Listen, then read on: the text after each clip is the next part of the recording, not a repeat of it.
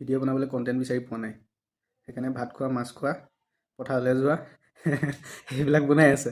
আজিৰ পৰা বাদ দিয়ক। এইটো ভিডিঅ' চোৱাৰ পিছত আৰু নেক্সট মোৰ ভিডিঅ' চাবলৈকে আপোনালোকে বাদ দিব, কিয়নো মই আজি কণ্টেণ্ট ক'ত পাব, কেনেকৈ কণ্টেণ্ট বিচাৰিব, আপুনি ভবাটোকে আপুনি কেনেধৰণে তাক ধুনীয়াকৈ শুৱলাকৈ বনাই ভিডিঅ'টো প্ৰস্তুত কৰি আপোনালোকে ফেচবুকত আপলোড কৰিব পাৰিব। চাৰ্ট জিপিটি হয়তো আপোনালোকে চবেই গম পায় বা চিনি পায় চাৰ্ট জিপিটি, কিন্তু তাত কেনেকৈ কণ্টেণ্ট বিচাৰিব, কেনেকৈ আপুনি বিচৰা ধৰণে কণ্টেণ্ট বিচাৰি পাব, বা কেনেকৈ লিখিব, তাত হিন্দীত লিখিব নে ইংলিছত লিখিব বা অসমীয়াত কেনেকৈ ওলাব, সেই সকলো মই এই ভিডিঅ'টো স্ক্ৰীন শ্বেয়াৰ এটা কৰি দিম। তাত মই কেনেকৈ কণ্টেণ্ট বিচাৰোঁ আৰু কেনেকৈ কণ্টেণ্ট বিচাৰি উলিয়াই মোৰ ভিডিঅ'সমূহত ভিউজ বঢ়াইছোঁ সেইটো চাই ল'ব পাৰিব। মই লাগিলে সৰু সৰু স্ক্ৰীনশ্বট দুটা দি দিম মোৰ ভিডিঅ'সমূহত কিমান ভিউজ আহিছে আৰু কি হেছটেগ ইউজ কৰিছোঁ। তো প্ৰথমতে মই আপোনাক চাৰ্ট জিপিটিলৈ লৈ যাওঁ, তাত কেনেকৈ কি কৰিছোঁ চাই লওক। প্ৰথমতে chartgpt.com-টো খুলি ল'ব।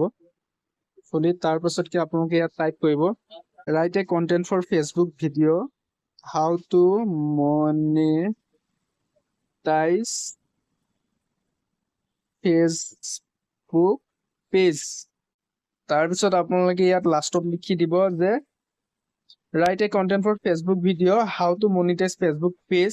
এইটো হ'লে গ'ল আপোনালোকৰ ছাবজেক্ট। এতিয়া লিখিব ইন আছামিজ লেংগুৱেজ। এতিয়া চাওক কি আহিব।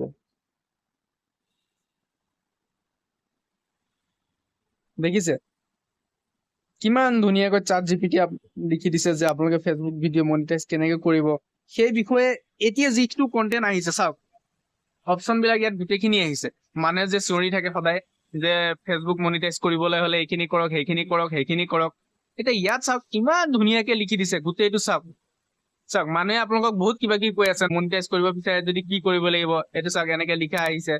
ফলোৱাৰ্ছ কিমান লাগিব চাওক, মিনিমাম 5,000 ফলোৱাৰ্ছ লাগিব, 60,000 ৱাচ টাইম লাগিব, partner Facebook partner monetize policy চলিব লাগিব। এইটো এটা কণ্টেণ্ট হৈ যাব আপোনাৰ কাৰণে।